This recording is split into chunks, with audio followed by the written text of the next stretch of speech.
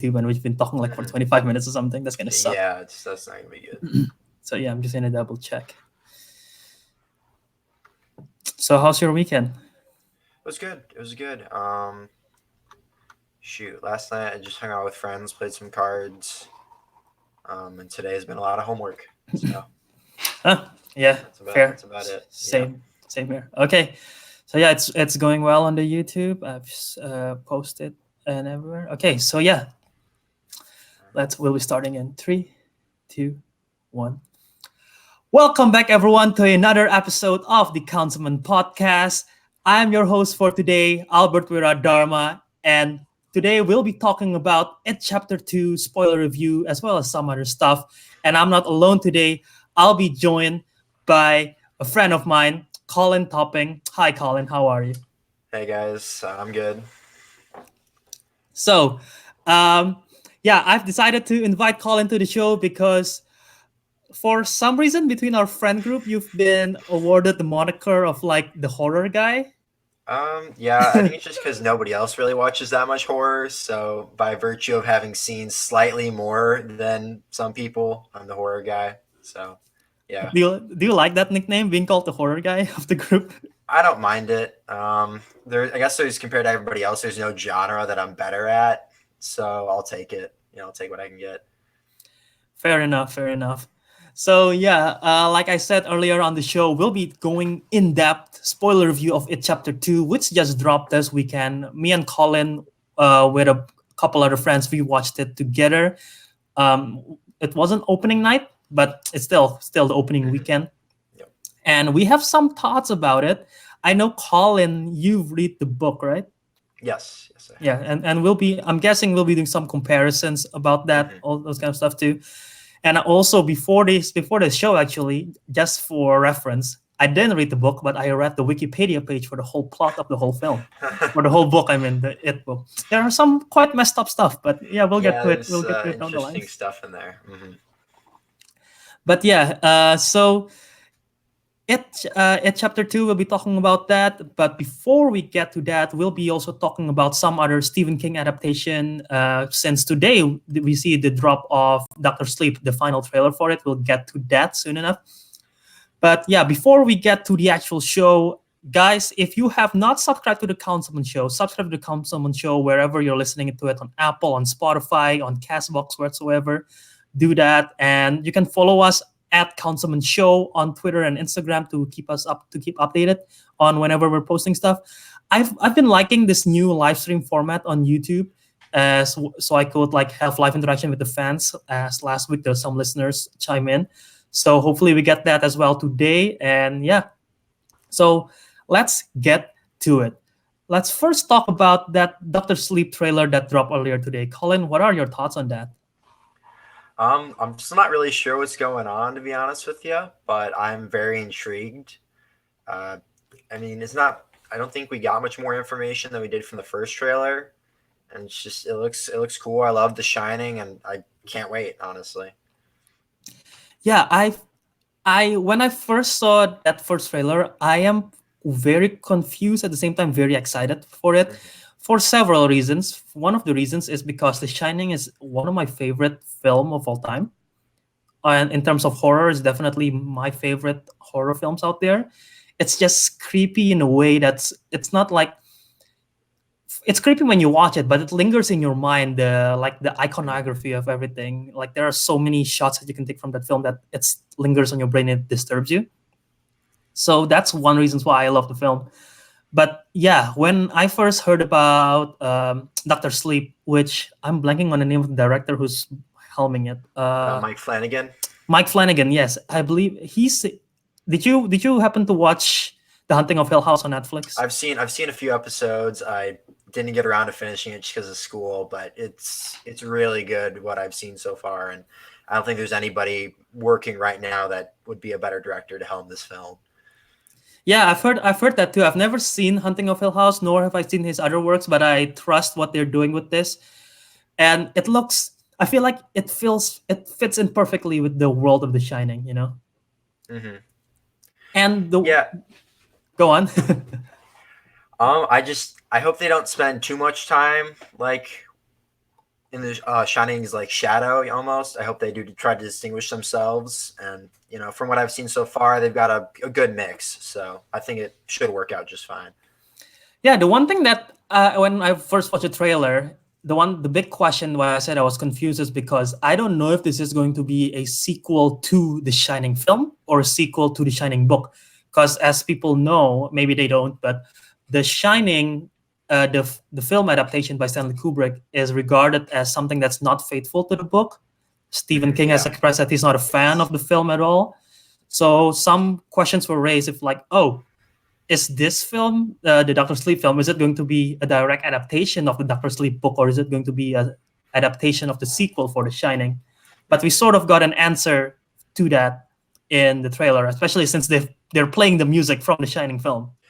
Yeah, that and I'm not sure like what happens in Doctor Sleep. I haven't read the book, but this could be a ghost, I suppose. But in the movie, Grady dies, or the groundskeeper that originally at the Overlook, and I'm pretty sure in the book he doesn't die. Oh, okay. So I think that, and it could be a ghost, like I said. It could be like an apparition that Danny sees when he visits the Overlook again. But I mean, I'm not sure what the time difference is. But wait, there is someone who looked like Grady in the trailer. Do you think that was him, or? I think the actor is dead, but okay, I think that might be them. Like the ghost, like what you're saying. Yeah, it might be a ghost as well. Yeah, and they're revisiting the Overlook, and literally in this newest trailer, we see a whole lot of that. We didn't see that in the first one. We see a brief glimpse here and there, which it excited me the first time I see it. And then now we're seeing everything. We're seeing even the twins. What's the name of the twins? I forget But yeah, we see the twins, and not only once, we see it several times. We see that room as well. And we see the red rum, of course, that's a very iconic scene. So they're not pulling their punches in terms of like grabbing stuff from the film. Yeah, like I said, I hope they don't do too much of that, but it's definitely great to see all the Overlook after 40-something years. Oh yeah, after not seeing it. And yeah, I'm excited for what Ewan McGregor will do as the adult Danny Torrance, because he's definitely a great actor, and I'm just excited to see this one. I don't know if they will see we'll see any old cast from the original film, but there's no way they're gonna have Jack Nicholson in it. I don't see Jack Nicholson coming back, obviously. Who played Wendy? Shelley Duvall. Yeah, I won't see her probably. I mean, overall, there weren't that many cast members to begin with. It was kind of a mostly self-contained film. So. Yeah, but also Rebecca Ferguson is going to be. I feel like she's going to play the villain, and it looks great. I feel like there's going to be redeeming her from. She played the villain this summer, and is not a very good villain, nor a very good film, Men in Black International. So hopefully they redeem her in this one. Oh, okay. Yeah, I didn't see that, but yeah, that'd be a good redemption for a not great, supposedly not great film. Yeah, and yeah, this film definitely look exciting. I am definitely excited. When is it released? November 8th, I believe. Yeah, November 8th. Yeah, that's right after Halloween. So they're hitting right on that spot of the horror vibe, everything. So yeah, that's going to be very exciting. Once again, before we get to the It review, what are your thoughts in Stephen King's adaptation in general? Because definitely Dr. Sleep, Stephen King. Do you have another favorite Stephen King adaptation?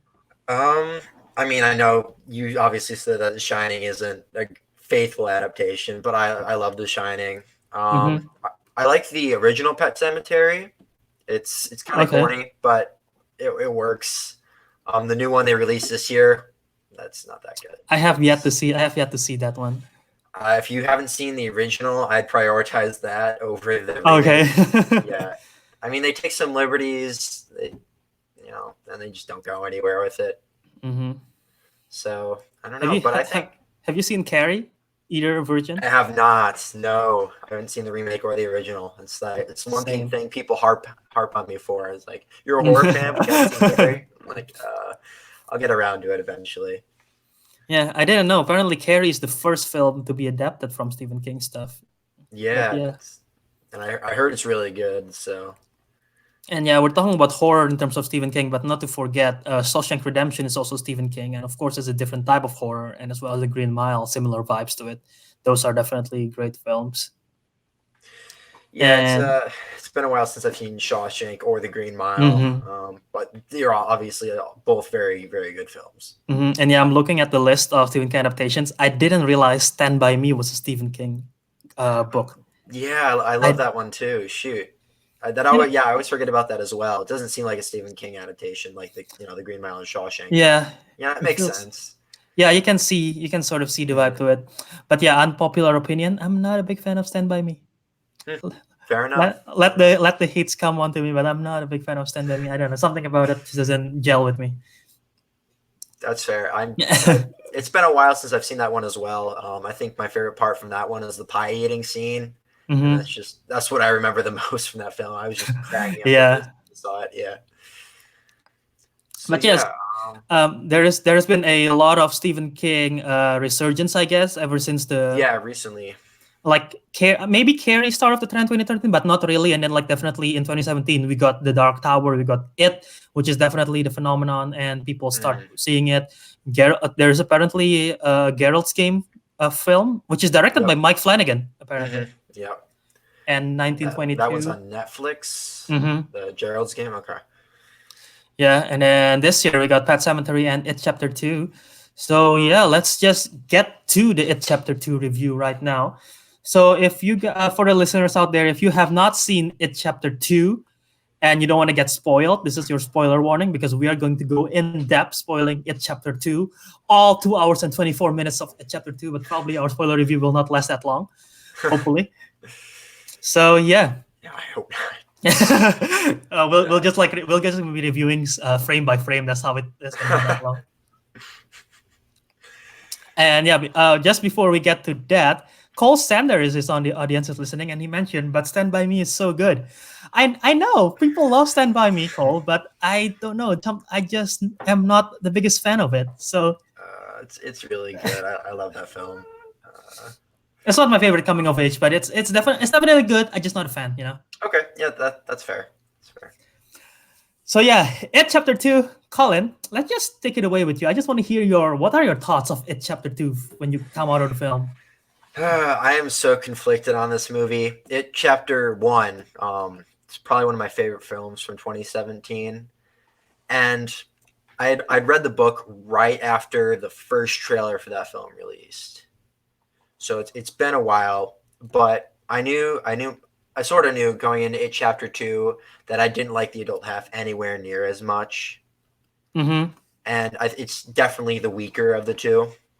And just the ending of the book in general is just weak, as they harp on a lot in the the jab in the film. Yeah, the film that Bill cannot make a good ending. Yeah. So I tempered my expectations a bit, and I think my expectations were about met, but I was really hoping they would surpass it. And it just seems like they took the bad and the good from the novel, and they just didn't change. One of the changes they made was good, and we'll hopefully get to that later. But ultimately, I think they just took the best and the worst aspects of the novel and just kind of ran with it. Yeah. And like I said, I forget if I said this on the pre-show or if I said it just now. I think I said it during the show that I read on the Wikipedia page of the story. So I can sort of compare back and forth, and I brief shout out to a YouTube channel called Pretty Much It, which they do commentary tracks and they make it funny. And they've done a commentary track for the 80s miniseries It. And so I watched them, and I watched the highlights of the commentary track, not the full commentary track, of course, because that's gonna be too long. So I watched the highlights. So I'm like, I can see where some scenes are adapted from, or some scenes are like that. But from what I can tell, maybe this is the case for the book too, because the Wikipedia page clearly doesn't really express it too much. It's just like plot point by plot point. But is it jumping back and forth between the adult stuff and the kid stuff throughout the whole book? Okay, there's a lot of back and forth. So yeah, that's That is something that I'm glad we didn't see on the first one at least, because they just focus on the kids. But this one, when they go jump back and forth in the adult version, I feel like that's sort of not really not really an exact failure in what they do. I just feels like sometimes it slows down the pacing of the whole film. Yeah, I'd say that happened for me at least. Like, because then they go on all their side quests, right? And then we see the kids like in those same areas, but like they're just scares mostly. They're just set Mm-hmm. up for scares, but they're not needed. And I feel like like you said, it slows down the pacing, and it's already a very long film, and just the pacing is a little all over the place, I'd say. Yeah, I feel like the pacing suffers most, in my opinion, during the middle act when they're all on their own, because that's also Mm-hmm. when they have Yep. the most flashback. Yep. And I feel like that could have sort of have the most. Well, I don't know if they have the most potential, but they could have build up to something good there. But because of the lot of flashback and having to call back, because maybe lots of the fans, also the previous watchers of the first film, forget everything, so they have to like pull back from the 2017 version, the youngers losers club, and it does, I don't know, maybe it not really pull you out of the film, but it's, if you're already out of it, it makes you just out of it even more, if that makes any Mm-hmm. sense. Mm-hmm. Yeah, it almost feels like hand holding to me. And I get it's been, a year or 2 years since the first one came out, but I think, I think most of the general audience can remember most, or at least piece something together. Hmm. So I don't know if that was needed, and maybe we could have gotten some more character development from some of the little underdeveloped characters, or some of the plots they cut from the book. I think that Hmm. are beneficial. They could have maybe included those as well. So yeah, talking about characters, do you think it would be easier for us if we just review it character storylines per character for the loser Yeah, squad? yeah, So yeah, that could work. Yeah. let's go with Bill first then, because he's sort of the quote unquote like leader of the team, I guess. Mm-hmm. And of course, the younger version is played by Jaden Martell. I think that's his stage name now. Jaden. He used to be Oh, called okay. Lieberher, but I think he changed name Yep. to Yep. Jaden Martell or Okay. something like that. Okay. And then, of course, adult version by James McAvoy. First of all, I have no, okay, none of the adult cast I have issues with in terms of performance. I thought they were all perfectly cast, Mm-hmm. and all their performance were really, really well done. My main issues with the adult cast is just the development of their character and like the Mm-hmm. story that they're going through, especially like this adult Bill. Of course, his main issue is coping with guilt, right, Mm-hmm. with Georgie, and eventually we sort of see that in the film. But I feel like it feels, in the first film you can clearly tell that he has the guilt, and then in this film he forgets everything, and then suddenly it all just rushes all back. And there is something about, maybe it's the pacing again, or just the execution, or just the lack of the story, Mm-hmm. that it feels like uh it feels forced for somehow. I don't Yeah. know if you feel that. Yeah, I get that. And then the reveal, I know I saw some people didn't sit well with him, that he was faking being sick um, on the day that Georgie died. Oh yeah, Remember uh-huh. that? Yeah. Yeah. Yeah. That didn't happen in the novel. I could go either way about it. I think it does add an extra layer to his guilt, but I was surprised that that wouldn't come up in the first one at all. Or I'm not sure. I mean, I think that's basically the only thing we have to go off for Bill. And to me, um, in the first one, Bill's like the clear leader. It Mhm. doesn't seem like he takes charge as much here. Yeah, It's more relegated to Mike almost.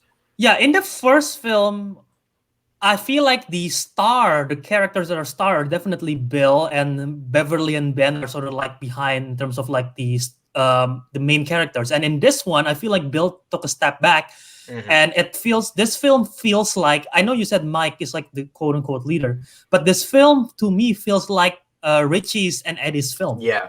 Yep. Just I think that's just due to their performances, which I'm sure we'll get to when we break them down later. Hmm. But yeah, I would agree with that. And yeah, back to Bill. The one thing that I know, based on what I read on Wikipedia, once again, Mm-hmm. apparently his wife got a bigger story in the book, and in this Yeah, film she's just nothing. there. She's just there at the very beginning. Yeah, and it's almost it's a very big side plot they just completely dropped. In which when it's this long, you obviously can't do it. But like I said, cut some of that flashback out, and maybe you can fit it in there. It doesn't have to be in there, but it's part of the book, and I think it does add something to the themes that I'll talk a bit more about when we get to Beverly, actually. Mm-hmm. And once again, and also I'm guessing the bike plays more significance in the book as well, because in this film, when he got the bike back, which is a cute cameo by Stephen King. I don't know if cute is the right term, but when he got the bike back, they're making it as if like it's a very important moment. And as an audience, as a regular audience, I'm like, okay, yeah, that's nice and all, but I don't really see that much of a significance as maybe some if it's in the book, maybe it would make more of a significance. I don't know. Yeah, it's very important. Like obviously, it just in chapter 2, they play it off as like, oh, it's his childhood bike. But at the very end of the novel, when his wife is in a catatonic state, I think from the deadlights, he rides the bike or like around town, around Derry with her, and it gets her out of it. Yeah, it gets her out of the catatonic state. So, I mean, I think it's just metaphorical, for Bill's childhood. But yeah, like you said, it doesn't seem as important in the movie. Yeah, and definitely that's the case. And I thought at first, since I didn't know what the story is, I thought at first the bike was the totem. Apparently not, Yep. and the totem is the boat. And let's just real quick recap all the totems for all of them. So Bill have the boat, Beverly have the letter. Yeah, the letter from Ben. And then Ben got the yearbook page, which is why they're sort of tied in together, and which is why I enjoy their storylines in this one as well. And we'll get to them right after this. Eddie got the inhaler. Stan got what's it called? Shower cap. Yeah, Stan's a shower cap. Richie got the token, and definitely Mike with the rock, which is kind of weird, but I guess that's where they make friends. They were first friends. Yeah, that's where they meet. So yeah, I guess. And Mike didn't get a scene for his totem. Everybody else got a scene for the totem, but except for Mike, which I thought was interesting.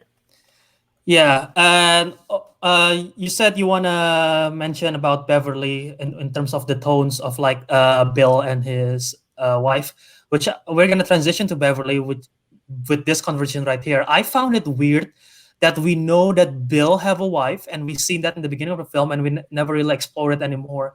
And then in the middle of the film, when we sort of clearly know that, first of all, we are all rooting for Ben to get Beverly, right? I feel like at least me, because it's sort of sad, but Beverly is just so oblivious to it. And in that moment when Beverly kissed Bill, it just feels so wrong to me, especially knowing that Bill has a wife. I don't know how you felt about that. Like I said, I saw it coming because I read the book. Did they actually kiss in the novel? No, but I don't remember, but there's definitely like flirtation there because they've lost their memories, and like when they finally come back, they're like, oh, it was Bill that sent me the letter, or they have Bill and Beverly share the kiss at the end of it, chapter 1. So I guess it's just that childhood flirtation coming back. And I mean, yeah, like you said, it does bother me since they dropped the Audra storyline. Yeah, that Bill and Beverly kiss, and then it's never brought up again. I feel like what they should have done is, if they want to lean into the Audra storyline, go full in it, or instead just remove the Audra storyline as a whole. I feel like they should have either done one of those. But they tease it in the beginning, and of course, if you're a book reader, maybe you're expecting more, but they didn't do it at all. Maybe that could it sort of like ruins it for you, maybe. But yeah, since I didn't read the book, I was not really annoyed by it at first. But when I start reading the Wikipedia page, of course, and I'm like, that's interesting that they take out the whole storyline, because apparently she have really huge story once again, including Henry Bowers, which we will talk about. Henry Bowers play a bigger role, I feel like, in the book. Maybe I'm not too sure either. A little bit, yeah. Yeah, a little bit. But yeah, let's transition to Beverly. What are your thoughts on Beverly's character, Jessica Chastain, of course, in this one? You know, it doesn't feel like she had a ton to do. I think the interesting part with her character is that she saw how everybody was going to die. I don't believe that was in the novel, but that was an interesting take for sure. Jessica Chastain, she was fine. I think maybe Amy Adams could have done a bit better. Just because I don't know if you've seen Sharp Objects that are I if you're have familiar with not. it a lot. I have not. It's Amy Adams plays older Sophia Lillis, and I think she does Oh, a really good job. really? Yeah. And then, but Jessica Chastain's friends with Andy Muschietti from Mama, I believe. So I think it was bound to happen. But she does fine. I just think a lot of these characters are underwritten, and like you said, it's a lot of Eddie and Richie. Yeah, I thought Jessica Jason was good in this one. I like her casting as the adult Sophia Lillis, but that's just me. And in terms of her storyline, of course, in the first film we see her main issue, the horror that she's facing, is the abusive father, and then we got, I guess, not really a tie into it, but her current husband is abusive as well. Yep. And that's a bigger plot in the novel because Um, her husband travels to Derry, and there's like he becomes hypnotized by it, I believe, and kidnaps Andra. That's just like all not present here. So I felt like with that opening scene, there wasn't really any payoff to that. exactly. I was just Okay. about to say that, Right. because like it feels like there's that, and then boom, that's it. It's like gone. Yep. What's the whole issue?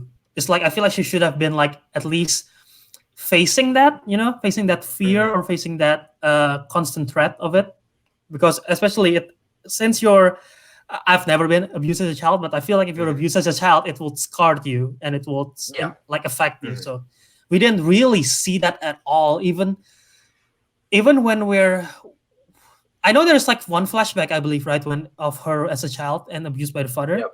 Yeah, but it doesn't really perfume.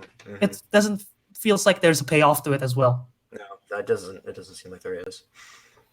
But yeah, so the main plot point, the main storyline for Bev in this one is definitely her and seeing the deadlights and everything, but also her and Ben. And eventually she ends up with Ben, and that's something that I like. And talking about Ben, oh my god, I just had his name, the actor's name, Jay Ryan. Yes. He did an amazing job in this one. Not only that, I feel like he looked the part of Jeremy Ray Taylor. I can sort of see like Jeremy Taylor going up to become looking like Jay Ryan, but he also he plays the part well. He have like, they said it in the film jokingly, I believe, like same thing, like, oh, he's like a German football player or Brazilian football player, something like that. Like he definitely looks the part, but he also have like the vulnerability. You can see like the emotion and the vulnerability in Jay Ryan's performance, and I thought that was really well done. Yeah, I would agree. I'd say his performance was pretty good. Again, I just think he was a little underwritten, and I do like his Beverly side. Like, I do like how he gets with Beverly at the end. Like, I saw it coming, obviously, but yeah, I mean, he did a good job. He and Jessica Chastain, I feel like, didn't have amazing chemistry. It's my only issue. But I think there one scene together where they where he's in the clubhouse is collapsing, and Beverly is in the stall. Yeah, I thought that was pretty good. That was that was a pretty good scene, and as well, talking about vulnerability, when that scene where he got cut up. Yeah, that was I like that scene. Yeah, that was. And the performance on his face on that one, that was really, I thought he did a pretty good job on that one. Yeah, I had to keep myself from laughing at that scene because, like, you can see him getting caught, but he's ridiculously ripped. Like, it's just like he's so ripped. I was trying really hard not to laugh because I like this scene a lot. Actually, it's pretty cool, and like how Beverly has to break the mirror to stop it. But he was just so ripped compared to him, his younger self in the past movie. I was just like, I thought it was pretty funny. Okay, interesting. So if you are ripped and you get cut up, Colin will probably laugh at you. So yeah, just a heads up. But where were we? Now I'm blanking. So his performance. Moving on to his performance is pretty good. Performance is good. Storyline's good, and yeah. So I guess nothing. Once again, not that much in terms of progression, I guess. But yeah, his main progression is clearly just trying to sort of to how do I say this? He's trying to grow from his like being the fat kid and is just trying to let go of that husk of you know, and but he's also trying to get Beverly. So yeah, I don't know what I'm going with this. So I get let's it. so let's just move on. Let's go to Richie because he got a big role in this one. Yeah, And I thought, hello, yep, okay. So Colin is hello. Okay, you're breaking up for a bit just now. Oopsie. So yeah, so what's your thought on Richie? I think Bill Hader's performance is probably the best in the entire movie. I think he got the most to work with, and I think he was definitely the funniest part of the film easily. So I think all in all, Richie probably the best character in the movie for me. Not only the best performance, I thought he had the best storyline as well for Richie. Yep.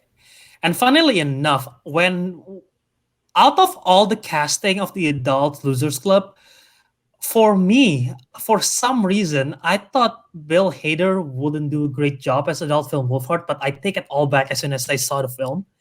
He is perfect for that role. I can clearly see where adult Richie will be like, and I could definitely see that in Bill Hader's performance. And you said funny, but you can see fear in his performance. You can see vulnerability in his performance, especially in that scene where they're near the end, where they defeat it and they're all by the lake and they're all just crying. I thought that was a really well done scene by Bill Hader. No, yeah, he has great dramatic chops. You know, the storyline about him, being gay, that wasn't in the novel. I didn't expect that, but I think he brings like a sincerity of the role while also being, the comic relief at the same time. So it works out pretty well. Yeah, and they did that storyline of him being gay very subtly, but it works so well. Yeah, it works really well. And now I want to go back to the first film to see if they're actually hinting on that or not. But I believe from an interview that I heard that they mentioned that Andy Muschietti mentioned that they've been like planting the seeds all along. So it's a pretty good job that they did that. Yeah, I'd be interested to see the first one again, see if I can find anything that hints to that. It'd be interesting, yeah. And yeah, definitely. Once again, the scenes of him near the end of the film in the third act when he's with Eddie, I thought he did a very good job in that as well. And like you said, he's a comic relief for a lot of the part. I like that when they're in the Playhouse, when they're in underground. What's it called? Clubhouse. Yeah. When they're in there, and then he just scares them, pretending to be Pennywise. I thought that was a pretty good scene. Yeah. And for me, at least, we haven't talked about scares at all throughout this whole film because I thought the scares were all right. I found the first one to be more scary. I don't know if that's because we were following kids and it was more scarier then than now.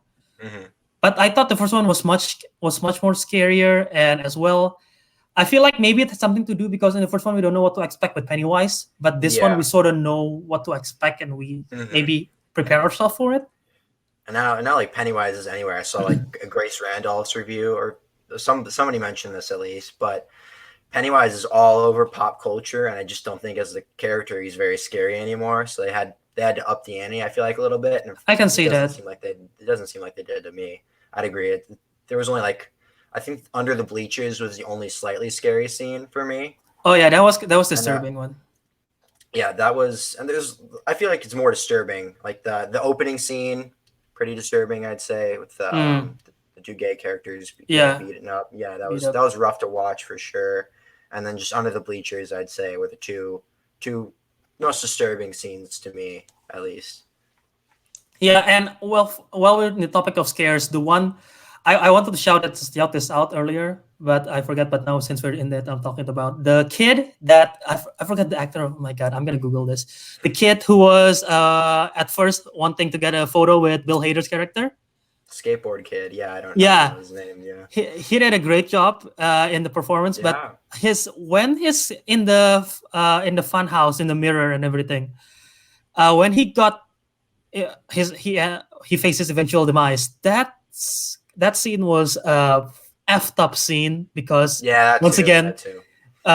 Pennywise is playing with the kid, and the kid's clearly scared, and Bill is fighting his way, trying to help the kid because he's trying to face the guilt and everything, and then just he's unable to do so, and just Pennywise is just toying with them. I thought that was a really good scene, of very disturbing. Once again, it's not that scary, but it's just like, oh no, it's so unnerving, Yeah, that's not in the novel either. So like scenes like that, yeah, I'd agree. That was also pretty disturbing as well. And yeah, the actor is Luke Rosler. That's the name of the actor, just to shout him out. But yeah, there are lots of jump scares. And while we're still in the topic of scares, the scene that I wish they had saved for the film, but they did it for the trailer, which I thought worked well for the trailer, is the one where Bev goes to her old home and with the grandma. I thought that scene was good in the trailer. It intrigues me to the film, but I really wish they had saved that for the film. Yeah. Mm-hmm. Yeah, and I don't think the eventual reveal of the old lady, like the big giant old lady, I don't think like the CGI for that was that good either. It was kind of creepy, kind of disturbing, but yeah. Yeah. It's yeah, not the but like you scariest said, thing. the trailer kind of diluted the tension for me. Yeah, and as you're saying that, I feel it's just very unfortunate that that exact scene takes place in the middle of the film, which we mentioned once again feels like the slowest out of the whole film. Yeah. So if you're like already saying, okay, let's move on with the story, and then that scene happened, and you probably already see the trailer, it really checks you out of it. Because I feel like I didn't realize this, but thinking back, I'm like, oh yeah, I've seen this scene, so I can I'm just like looking forward for what's next because I sort of know what's going on. So I'm like, okay. It's just very unfortunate that is the timing that happens, Yeah, it feels like something that definitely be closer to like not the beginning, but like is when they get back to Derry. Just about, I feel it seems like something that would happen, and I don't know. It's like you said, it's just another pacing issue, really. And yeah, so is there any particular scares that we want to talk about again, or should we go back to Richie and then Eddie? No, I mean, I think still the scariest thing is under the bleachers. I think Bill Skarsgård. Bill Skarsgård doesn't get a lot of opportunities in this film, Pennywise, but I think he really shines there, and it's pretty tense because like Pennywise stares at the girl for like a couple seconds. Oh yeah, when he pauses and like, oh yeah. Yeah, I'd say that's probably actually my favorite scene in the movie, for sure. So yeah, props to Bill Skarsgård for his performance, of course, in this one and in chapter 1. Hopefully, he gets other roles, not just being the creepy guy, because they would sort of suck for him. But because he did a really good job for it. Yeah, he does a really good job. So yeah, let's go back to Richie. I thought once again his storyline was great. Performance by Bill Hader was fantastic, and clearly. Not really a story issue, but more like a technical issue because apparently they de-aged the kids. And I could sort of see that in Finn Wolfhard's character's face. Yeah, Finn Wolfhard looks totally different now than when he did when they started filming it, chapter 1. The other kids, they looked fine. But Finn Wolfhard's definitely noticeable. I know some people we saw it with didn't notice, and it's like, I can see it. It didn't bug me too much. Didn't bug me too much, but at the same time, I could see how it takes some people out of the film for sure. And yeah, talking about the kids and talking about the progression, I feel like in terms of like tokens and in terms of like the progression of the character, most of the tokens represent something from their past that they just like remembering, sort of. But I feel like Richie's character's token is not only something to remember, but something to grow upon, if that makes any sense. Yeah. Which is why I felt like the flashbacks for all of Richie's scenes was the one that is the most impactful and the one that sort of progressed the story more than all the others' flashbacks. Yeah. And I'd say, I forgot, the Paul Bunyan statue is also an effective scare while we're on Richie. Oh, yeah. That actually scared me. Yeah, and like once again, the scene, of course, in the arcade when they took all the photos together, and of course when we see the first hints that he's playing with the tokens and everything, as well as when adult Richie visits the place where Stan got I'm not Jewish, so I don't know the exact term, but is it there is something that he's Uh, doing? Bat mitzvah or bar mitzvah? It's bar Is mitzvah. it the bar mitzvah? Yeah. Yeah, So yeah. that scene, I thought it was well done. It's you sort of see it did an emotional impact. I feel like with that particular scene, and clearly showing the relationship between the kids cast and everything.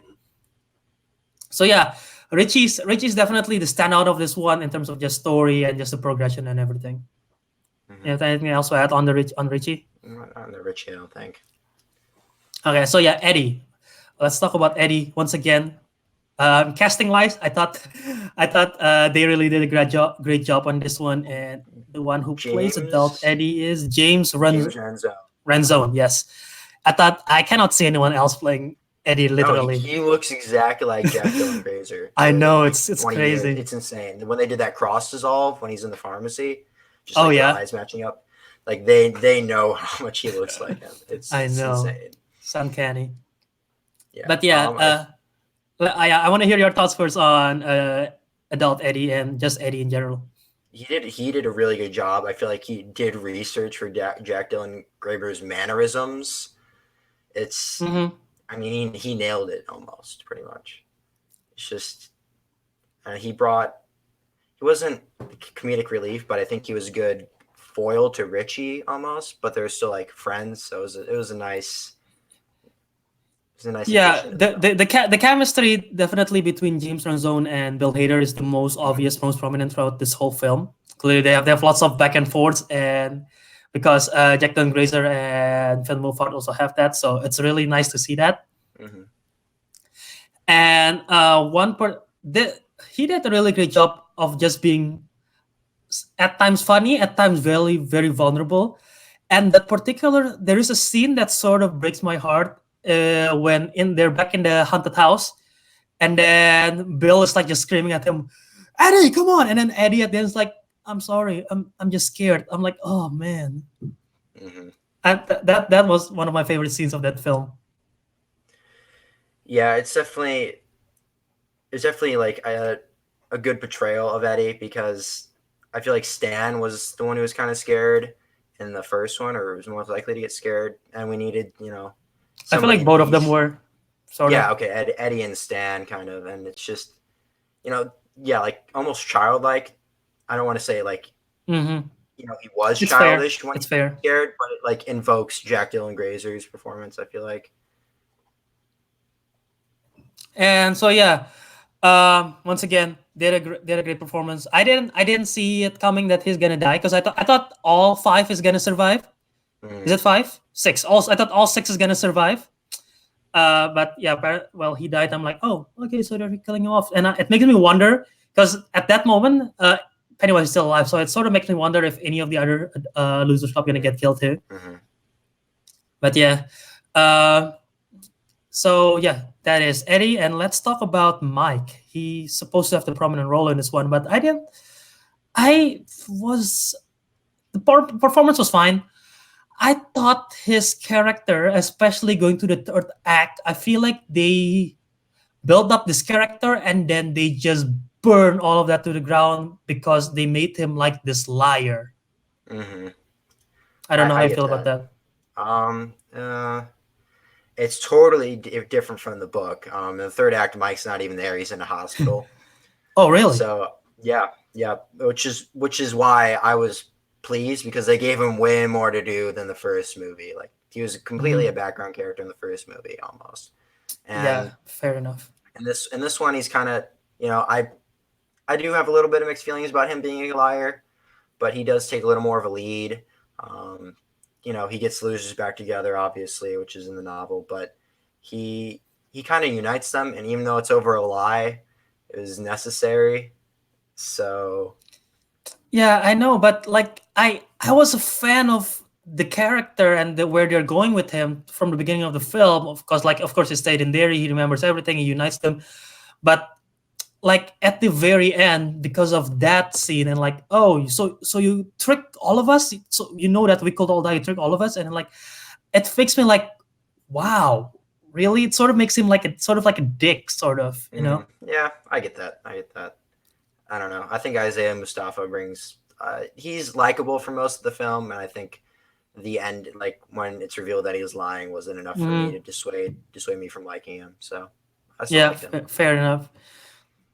So yeah, the other Losers Club member, of course, which I sort of have an issue with the storyline of this aspect, and that is it's Stan, of course. Yeah. He have a very brief scene because of course he killed himself in the beginning of the film, which I sort of know that he's gonna die. I didn't know that he's gonna die that way.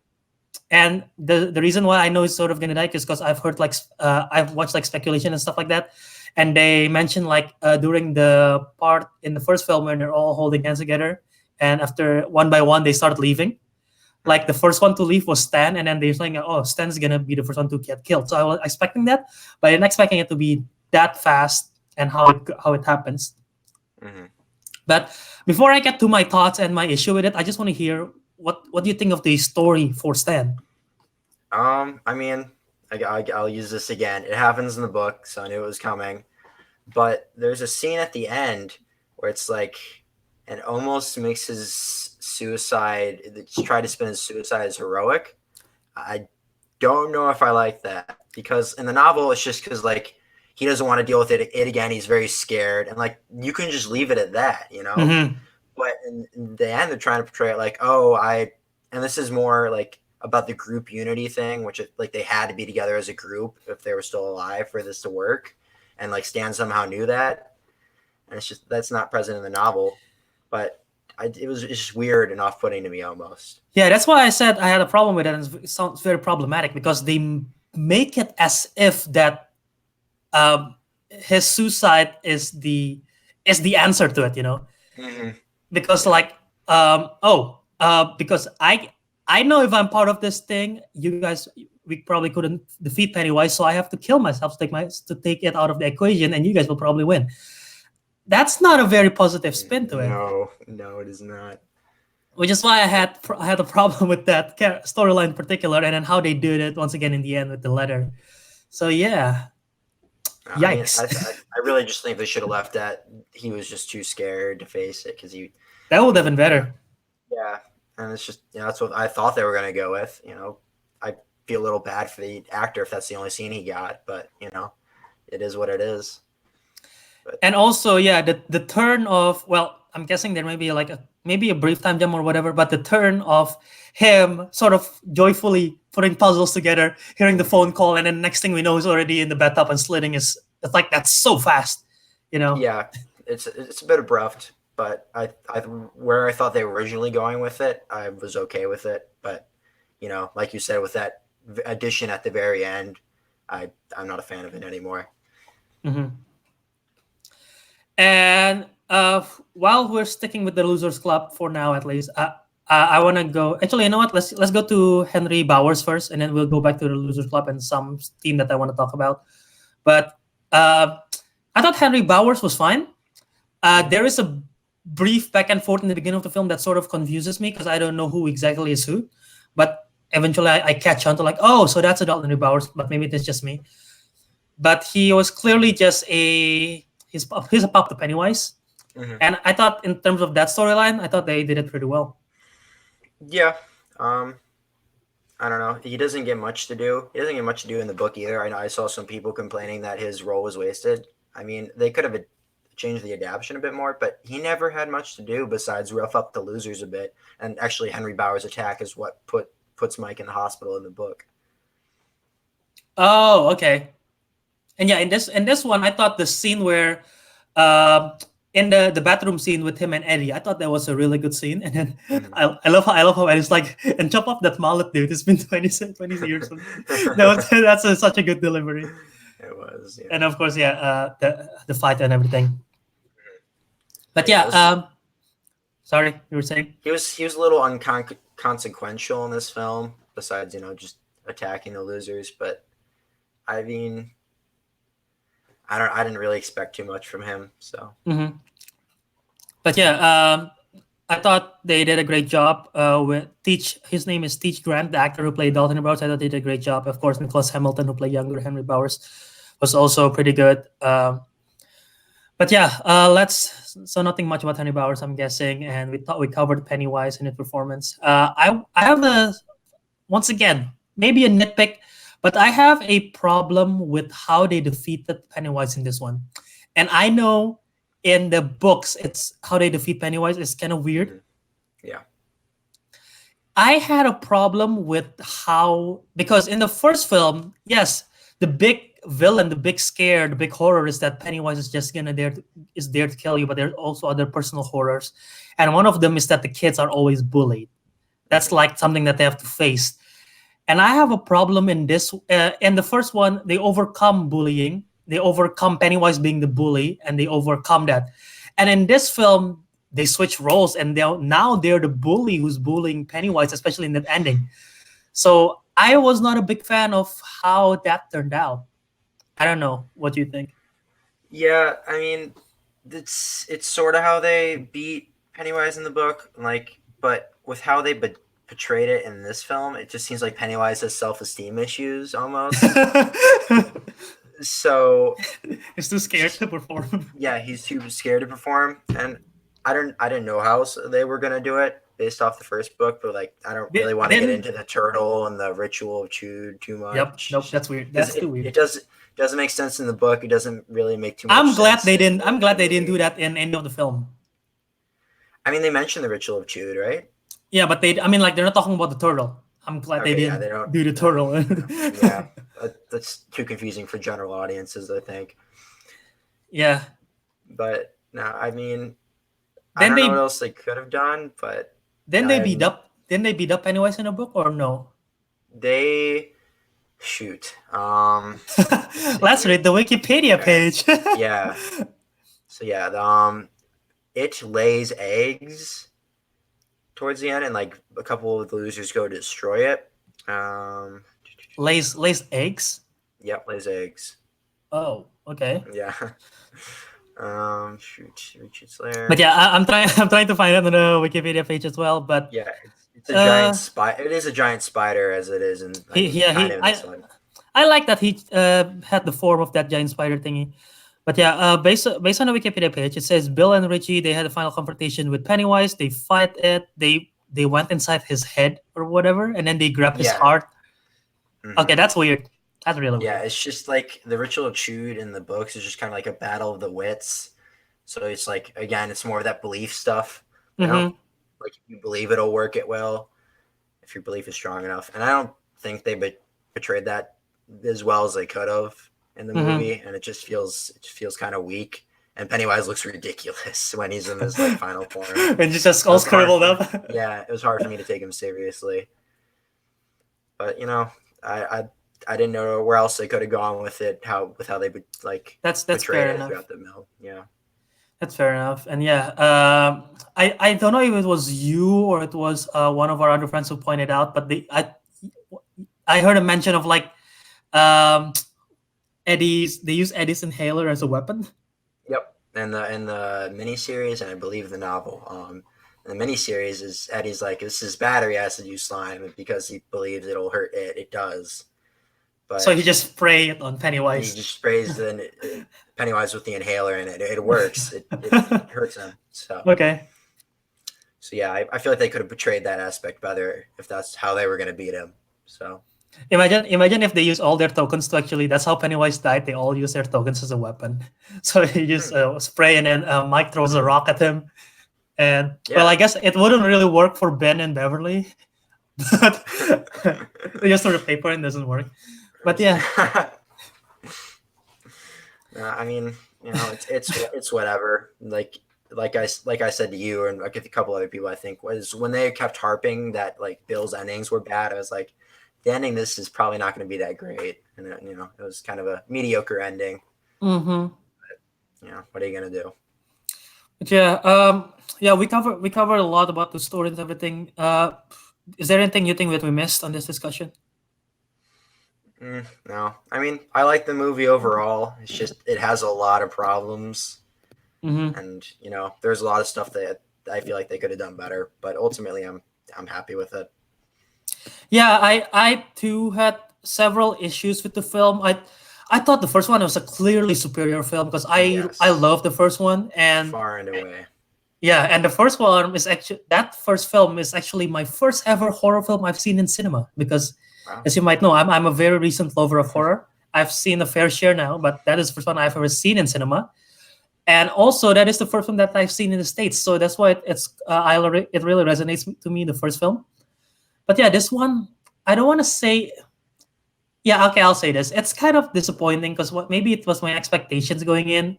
I put it among my top anticipated films of the year, and then the film is the film is not bad, but it's just not. I don't know if I will revisit this one as much as I will revisit the first one. That's fair. I've rewatched the first one several times, and this Mhm. one almost feels like a bit of an investment with how long it is. And it's just, I mean, I might watch them back to back when Andy Yeah, Muschietti releases that director's that's cut, what or I'm. like, That's what I'm excited about because Andy's I, gonna. He mentioned like, is it like 4 hour or something? Maybe it's definitely more than four I because the first one between is 4 and 2. 6 hours, yeah, which is a And lot, but I'm curious to see it now. I'm curious to see that one thing is all gonna be tying all together. And also, he said that he's actually mentioned this. He's going to go back and film some additional footage, Wow. which Okay. is surprising for me because I've never heard Yeah. that after a I film's release. don't think that has ever. I'd be surprised to hear if that happens often. I'm surprised Warner Brothers is letting him do that, but you know, he I mean, made a if ton of money that's for them. A ton of money for them from it chapter one. I mean, second one's probably going to do pretty well. So and yeah, if that actually happened, that he gets to film some more scenes, I'm excited to definitely see that supercut that they're gonna do for the yeah, first one, the second one. I wonder if they're going to weave in more of the flashbacks in the supercut. I don't know if that will work. I don't know if it will be a good thing or a bad thing, but definitely interested in what they will do for that one. more flashbacks probably means more de aging, which is going to be Oh, pretty expensive. So we'll see. I mean, I feel like depending on how much he films, we get a little more character development from some of the weaker losers, weaker character wise that mhm. is. And then I mean I don't think they'd add like the Audra or Tom storyline, Oh but yeah, I don't think they would do that. It will because that no, will change the story completely. yeah, it would. But you know, I'm interested. Yeah, I'm definitely gonna watch it Uh, if slash when it comes out. yeah, in the book, because I believe in the miniseries based on once again based on what I've seen from that YouTube commentary track. Is in the I know in the miniseries they did back and forth because the first scene of the film is adult Bill, and then they go back flashback, and then they go back again. Was it Yeah, like they that in do. the book? Um, sort of. I mean, the miniseries focuses a little more, I think, on the kids. Like as you'd expect, there are some flashbacks in the like the kids section, Mm-hmm. but in the book, it's more like it's sort of like the flashback scenes as stuff is happening to the adults, stuff is happening to the kids, and it's a lot more back and forth in both the movies, in both the miniseries and this movie. Yeah, yeah. So I don't know. Maybe they do that in the supercut once again. Maybe they Mm-hmm. pulled some stuff from they cut it together and from this film with the first film, not necessarily shooting more scenes. I mean, like if they somehow can do that, it can be interesting. It can fail, but yeah, Yeah, we'll see. I could see it having a pacing problem, but I'm interested if it means, I love, like I said, I love the first one. If you can get, more of that feeling or try and capture that, I'm all for it. Yeah, definitely. The first one definitely feels more of a coming of age tale. This one feels more of a it feels more of a fantasy film, maybe with darker Yeah, themes. yeah, because it's like we both said, it's not that scary.